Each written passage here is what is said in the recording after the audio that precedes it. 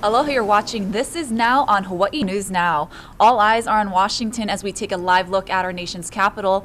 Across the country, Americans have been tuning in to the first public hearing in the impeachment inquiry of President Donald Trump. We will have a report on that in just a moment, but first we want to get you updated on a developing story here at home.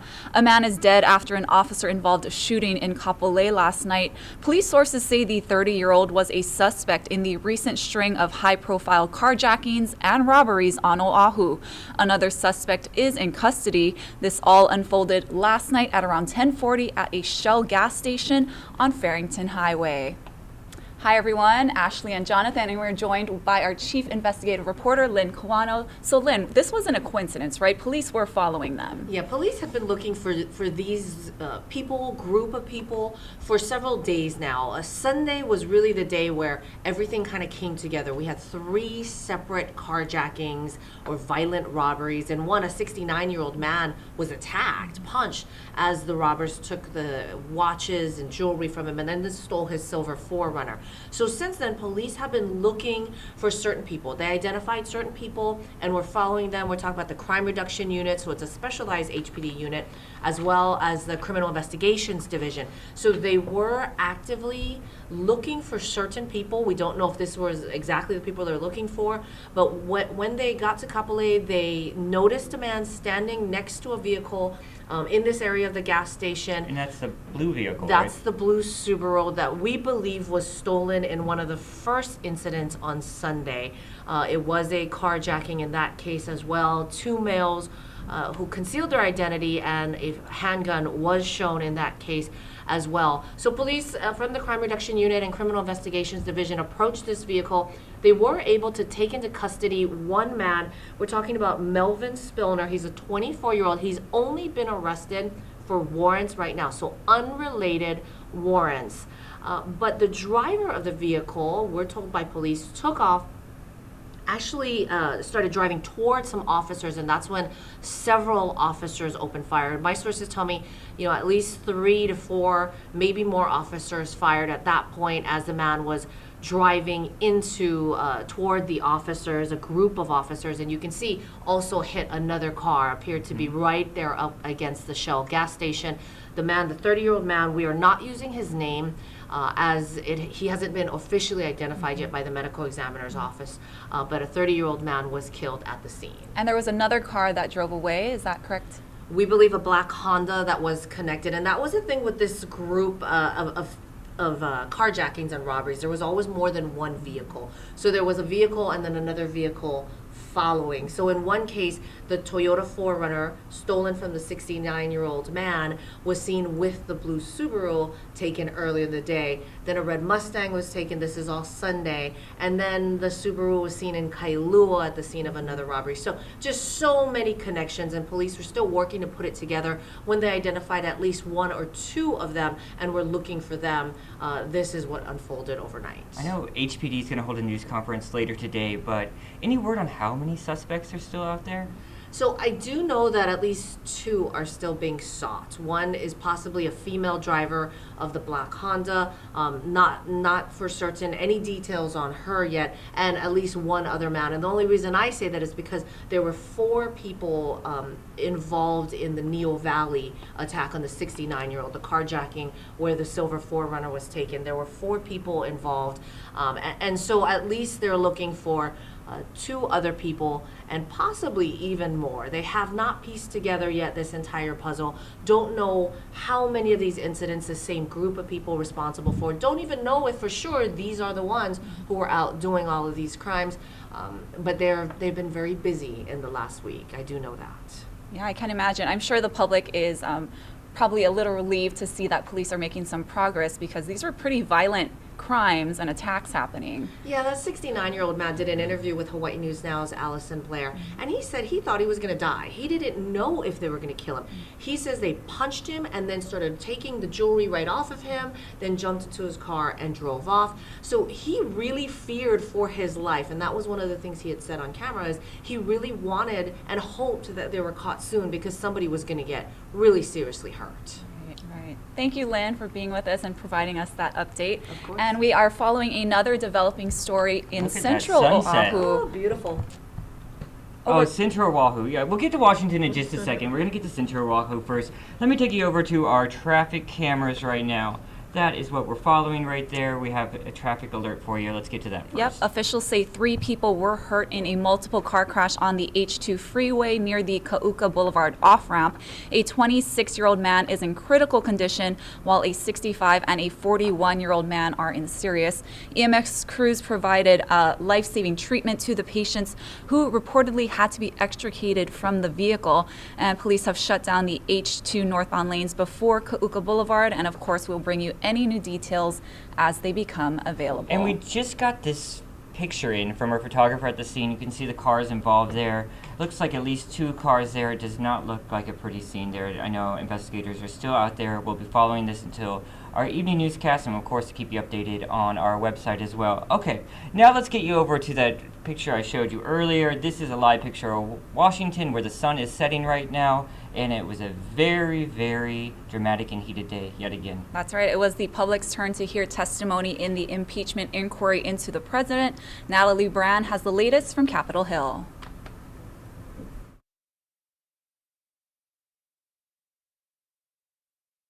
Impeachment inquiry into President Trump's actions with Ukraine. The questions presented by this impeachment inquiry are whether President Trump sought to exploit that ally's vulnerability and invite Ukraine's interference in our elections. Republicans have called the process a sham and tried to delay the hearing. What we will witness today is a televised theatrical performance staged by the Democrats. Bill Taylor, the top diplomat in Ukraine, and State Department official George Kent are the first witnesses to testify publicly. Nothing but the truth, so help you God. Taylor says it was his understanding President Trump wouldn't release military aid to Ukraine until it launched investigations into his political rivals. I wrote that withholding security assistance in exchange for help with a domestic political campaign in the United States would be crazy. I believed that then, and I believe it now. Republicans say the aid money was released without the investigation and add Taylor never heard the president order a quid pro quo. Both of today's witnesses say the president's personal attorney, Rudy Giuliani, worked behind the scenes to try and get Ukraine to open the political investigations. Mr. Ken testified that Giuliani, along with 2 associates, spread lies and misinformation about former U.S. ambassador to Ukraine, Marie Yovanovitch, in an attempt to get her removed from the position. In my opinion, those attacks undermined U.S. and Ukrainian national interests and damaged our critical bilateral relationship. The White House says President Trump would be watching part of the hearings. He dismissed the witnesses on Twitter this morning as never Trumpers. Natalie Brand, CBS News, Capitol Hill. And that's what Trump said on Twitter, but just shortly after those hearings concluded, he came out and spoke, right? That's right. Let's hear what he had to say. All right, let me pull that up here. He was speaking with a press conference with the Turkish president, I believe. Here we go. Levin, it was analyzed by everybody. They said this statement that I made, the whole call that I made with the president of Ukraine was a perfect one. So that this country gets put through that we have to waste this gentleman's time by even thinking about it, talking about it. I'd much rather focus on peace in the Middle East. And I hear that it's a hoax, and it's being played as a hoax. That's what I hear, but you'll have to tell me. Go ahead. That's President Trump speaking there. We're going to keep following this story, of course. There'll be more hearings tomorrow. We'll have live coverage in the mornings on both our stations and our website. So you're going to want to stay tuned to us to see what we bring you here at HNN and on CBS and NBC News as well. Yep, and the other big story happening on the mainland, of course, is this Arctic blast. I know. People are freezing out there, literally freezing. This is St. Louis, a live picture of St. Louis, where it is hovering around 32 degrees. You can see the Mississippi there in the arch, the Gateway Arch, and those people are bundled up. We saw some guy out there a second ago doing a selfie, but he only did one, so his hand must have been pretty cold. That's right. So this Arctic blast is gripping more than 220 million Americans and is expected to bring more record-breaking low temperatures today. Freeze warnings are up as far as south as Texas, with winter weather advisories up as far north as Michigan, and some areas saw a temperature drop of 40 degrees in 24 hours. Whoa. That's crazy. Whoa. I know. David Banog reports from Detroit.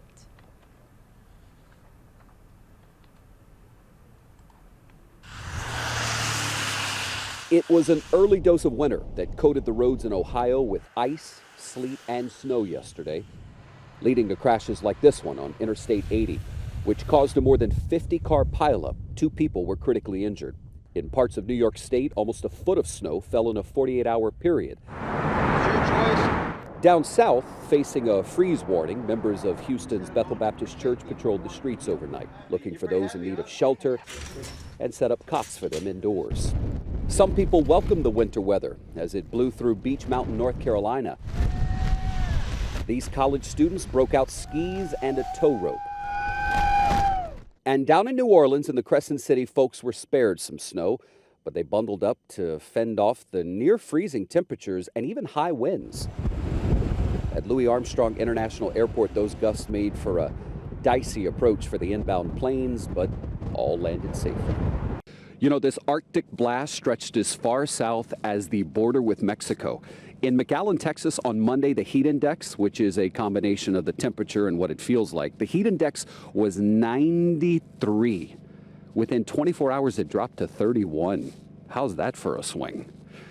David Begnaud, CBS News, in a very frigid Detroit, Michigan. Sorry, David, but how about that coat, I man? know, that was hardcore. I know. I have one of those in storage somewhere. You're not going to have to use that here. Look at that live I know. shot outside. Look at our beautiful Lucky city. we live Hawaii. Yeah. Lots of sunshine right now, but we may see some wet weather this weekend. And we have a cold front, I'm doing hand quotes, cold front moving in at the end of the week. Guy Hagi has your forecast. Here's Guy. How's it on this Wednesday? I'm Guy Hagi with your HawaiiNewsNow.com forecast. The winds will remain soft and scrambled today. That will lead to higher humidity levels and some afternoon clouds and some afternoon showers. There's not much in the way of shower activity this morning, but with those light winds, clouds will be building up as the day progresses, and we'll see some spotty downpours, nothing widespread. And temperatures again running into the upper 80s, but with those light winds and the high humidity levels, it's going to feel like the mid-90s. It's going to feel more like summer than the autumn season. And as far as the surf, it's on the way down. It's a relatively small island wide, not even 4 to 6 up in the country, but not to worry. We've got 2 big swells back to back coming in tomorrow and again on Saturday. So it looks like a good bet that the Hawaiian Pro, the first event of the Triple Crown of Surfing, will get underway by tomorrow, if not tomorrow, for sure by Friday. And we got some big surf on the way, but we also have light winds that will continue today, tomorrow, and Friday. That means that light wind weather pattern will continue. Morning sunshine, afternoon clouds, a few spotty downpours, and high humidity levels. And then a front is due in Saturday, Sunday, and Monday with increasing showers, mainly for Windward and Mauka areas, as well as some breezy trade winds. Keep it here on Hawaii News Now. We'll have all your severe... Oh, thanks, Guy. Sorry to cut you off there right at the end, but hey, we have an update on something else that was in the skies. A lot of people talking about this. Yeah, this just blew up on our HNN Facebook page with more than 400 comments. Did you see something strange in the sky last night? Some viewers thought Santa was doing a dry run of his Christmas route, while others were guessing satellites. Well, Lacey Denise has more on this mystery.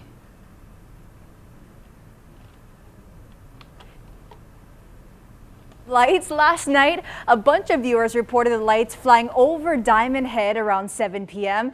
They're hard to make out in this picture, but we can see at least 10 or 15 lights lined up. Callers say they moved in a perfect row, flying from west to east. Yesterday, SpaceX did launch 60 of its Starlink satellites into space. This is part of SpaceX's project to station a network of almost 12,000 satellites above Earth to provide fast internet to remote areas of the world. Previous launches, they did look exactly like what was seen over Hawaii last night, but there has still been no official confirmation yet as to what those mysterious lights were. Ooh, cue X-Files music. Interesting. Ooh. I love a good conspiracy. Yeah, I saw people reporting that though. We had one from Arizona. I think there was someone talking from Texas. It was commenting on our Facebook page, getting over 400 comments on that story. Keep those comments coming on that post and on the one you're watching right now. Here, this is what you're watching right now, by the way. And we will keep you updated when we get official confirmation on that. Did you see it? I did not. I was in bed early last night, so I'm not sure exactly what time she said it happened, but I was not outside. Still a mystery. But lots more satellites to be launched, so hey, we'll probably be getting more reports of UFOs in the future. Right, yeah, and we told you yesterday about the issues with the launch of Disney Plus, the new streaming service. Well, today the company says it's actually beating subscriber expectations. Oh, cool. Yeah. I know they had over 500 films out there, and it was like, you know, you got the Marvel movies, you got all the Simpsons, and then there was all those people having problems getting onto the streaming service. I think they had like 5,000 reports. Yeah. But beating expectations, I know there was several million, right? Right. They said 10 million people have signed up for it. But it's worth noting that there is a 7-day free trial. So a lot of people might not opt to pay for it later. But the company's stock did rise about 5% after they announced that. All right. Hey, I just feel like there's so much out there for the streaming. Like I'm just a Hulu and Netflix user, and I did have Amazon Prime, but I stopped using it because I wasn't using the delivery service. So I think I'm like most. I'm like, what am I missing by not having Disney? But I guess they have some pretty exclusive content on there that's driving this uptick in their subscribers. And it's good to have options. All right, moving on to another story that honestly I don't really care about, but we're talking about coffee. Not a coffee fan here. I'm a tea drinker. I said that before, but the world's biggest Starbucks is here. Whoop-de-doo. It's actually going to be in Chicago, and it opens on Friday. It's the Starbucks Reserve Roastery. It's going to be located on the Windy City's Magnificent Mile. It will be 5 floors, 35,000 square feet, and feature 3 coffee bars. Jonathan, there's a cocktail bar. Woohoo! Yeah, so there's something for Coffee you. Cocktails. And an Italian bakery. And it joins the company's 5 other roastery locations: New York, Tokyo, Shanghai, Milan, and Seattle. All right, and I heard this reminds me sort of like the M&M store in Vegas, Right. you know? It's sort of, and they're making it very Chicago-centric, I hear, too. So there's like a lot of themed cocktails and coffee that has like Chicago names or Chicago ingredients. Right. I mean, you like your Starbucks, I know. Well, it's weird. I only like it when I'm either traveling, because I never drink it daily. I'll do a chai tea once in a while, but I've actually been to the one in Tokyo, and it's massive. I think the Chicago one's a little bigger, but yeah, they made, I went to the cocktail bar, part of it, and they made drinks with tea and coffee and like Japanese whiskeys. It was really cool. Fancy, Yeah.